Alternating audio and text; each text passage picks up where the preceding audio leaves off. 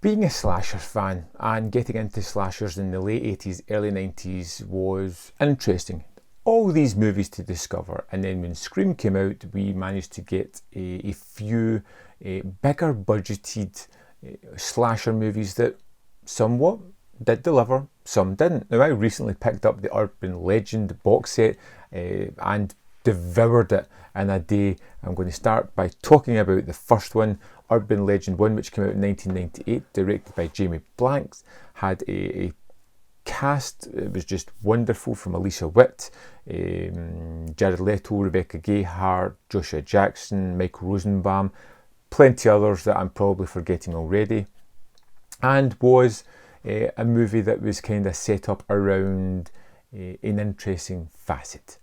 People on this college campus are being killed in the way of urban legends. It's kind of fun, it's kind of quirky, but what I really like about this movie, a lot of it, is the direction and the style that it has. It has some hokey moments in it, it certainly does, but it really does deliver a certain kind of style that I really enjoyed with this movie. A kind of little bit of a bigger budget than most of these movies would really get, and you get a lot of one-note characters along the way. You get the sort of victim, the main girl. You get the almost investigative reporter character that Jared Leto plays, who's still a student as well. You get the jock, you get the sort of radio DJ, but they kind of meld them all within a college environment.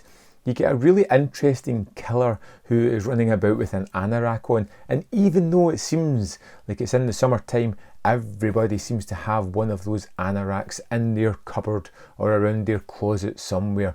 You get wonderful additions. You get a small scene with Brad Dourif, which is terrific at the start of the movie. You get a wonderful addition of Robert Englund playing a professor in this one, who may have a little bit of a sordid history.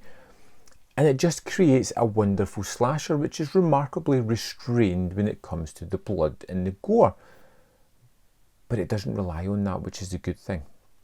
It's someone who obviously knows what they're doing within the slasher genre, that knows horror movies and what to do with them. Because what Jamie Blanks does here is he creates a wonderful mood and set piece. It's a thriller, it's full of suspense, it's a murder mystery. We're trying to figure out who the murderer is all along the way, and we get surprises and you get thrills and suspense, and it's really well layered up, opening with that wonderful set piece within the garage and the driving rain and Brad Dourif as that just quirky character who you could quite easily see being an axe murderer.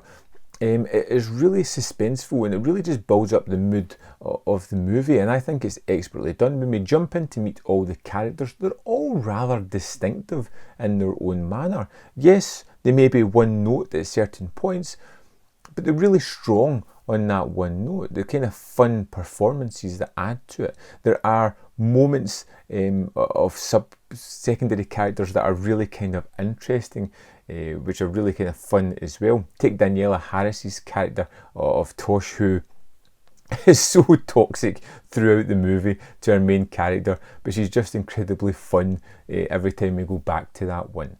The murder set pieces themselves are always really well put together, particularly the one with the hanging. If you haven't seen the movie, I won't go much further than that, but it's really well edited and put together, something that is lacking in a lot of slasher movies. You know every kind of aspect of it. You get an idea of what is going to happen, which then adds to the tension of this scenario. You know, there's one thing that she can do in this car to alleviate the situation, but because of everything is pushing her in the opposite direction, you know she's going to end up pulling the trigger on this situation, and that just adds to the tension supremely well.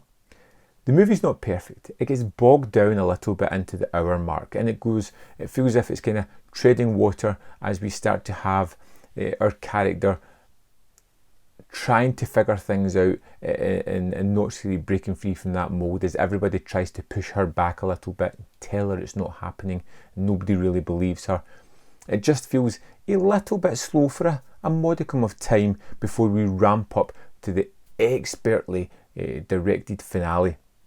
And I really do think this is one of the better directed slasher movies of that era. A lot of craft going into it, a lot of care, and it shows supremely well. A lot of the set design is wonderful, particularly at the end with the candles and the setup. A killer with a slideshow to give their backstory as to why they're doing what they're doing. It feels as if it's something that should be hokey, but it feels right for the characters at that moment. You know, a lot of the things fit in expertly well. I was really happy going back to check out Urban Legend. It's a movie that I watched countless times when I was younger, and I'm really glad to say that it held up. One of my favourites of that era.